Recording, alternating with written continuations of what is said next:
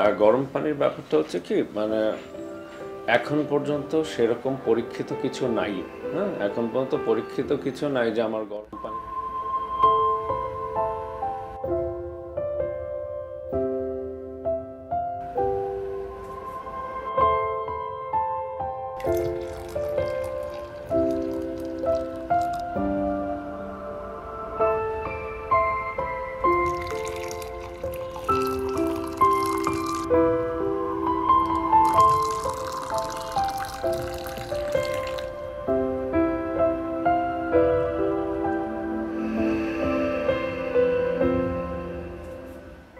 মূলত যেহেতু এর আগে আমরা জানতাম না এটা, এবং বিশ্বে এই রোগটা নতুন দেখা দিয়েছে। ডিসেম্বরে আমরা প্রথম জানতে পারলাম, মাত্র 3 থেকে 4 মাস। হ্যাঁ, এবং আমরা দেখছি অনেক মানুষ আক্রান্ত হচ্ছে, হ্যাঁ, একটা অংশ মারাও যাচ্ছে।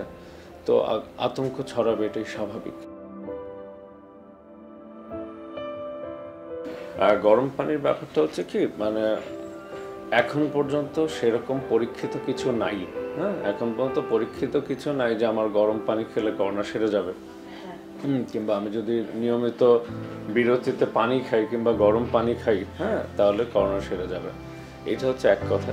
তবে পর্যবেক্ষণে দেখা গেছে, ধরো চায়না, চায়না কিন্তু করোনা ভাইরাসের বিরুদ্ধে যুদ্ধে জয়ী বলতে পারি। হ্যাঁ, তাদের প্রায় 90,000 মানুষ আক্রান্ত হয়েছিল, কিন্তু এখন নতুন করে আর আক্রান্ত হচ্ছে না বললেই চলে। হ্যাঁ, এবং বেশিরভাগই সুস্থ হয়ে বাসায় চলে গেছে। তো আমরা বলতে পারি করোনার বিরুদ্ধে যুদ্ধে চায়না জয়ী হয়েছে। তো চায়নাতে দেখা গেছে কি ওরা একটা মেথড ফলো করেছে ট্রিটমেন্টের সময়। ওরা সব গরম গরম খাবার দিত। গরম পানিটা একটু কুসুম গরম পানি, খাবারটা একটু গরম। হ্যাঁ, তো এই থেকেই আসলে এই কথাটা এসেছে। তো যাই হোক, এটা একটা মানে পর্যবেক্ষণ চলছে। হ্যাঁ, কারণ আমরা যে চিকিৎসা দিচ্ছে দেখা যাচ্ছে একটু গরম খাবার, কুসুম গরম পানি, ওইটা খেয়ে রোগীরা দ্রুত ভালো হয়েছে। এটা বলা যায় যে গরম খাবার খেলে, গরম পানি খেলে দেখা যাচ্ছে রোগীরা একটু দ্রুত ভালো হচ্ছে।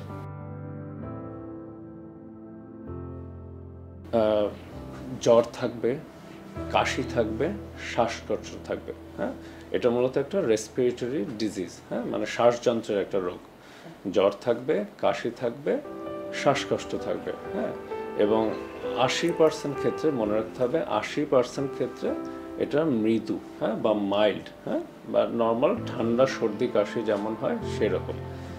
সিভিয়ার কেসে নিউমোনিয়া হতে পারে, হ্যাঁ, অ্যাকিউট রেসপিরেটরি ডিস্ট্রেস ডেভেলপ করতে পারে, এবং কিছু কিছু ক্ষেত্রে একদম প্রাণ সংশয়কারী হতে পারে 3 থেকে 4% ক্ষেত্রে। তো যখন সিভিয়ারের কথাটা আসলো, হ্যাঁ, যখন আর কি 50-এর পরে অনেকেরই অনেকগুলো একই সাথে অন্যান্য রোগ থাকে, যেমন ডায়াবেটিস থাকে, হার্টের সমস্যা থাকে, হ্যাঁ, কারো কারো শ্বাসযন্ত্র সমস্যা থাকে। হ্যাঁ, এদের ক্ষেত্রে জিনিসটা আরও মারাত্মক আকার ধারণ করে। তো একটা হচ্ছে বয়স বেশি, একটা হচ্ছে সাথে যদি অন্য একটা সমস্যা থাকে, ক্রনিক একটা দীর্ঘমেয়াদী রোগ থাকে, সেক্ষেত্রে এই করোনাটা বেশি গুরুতর আকার ধারণ করে।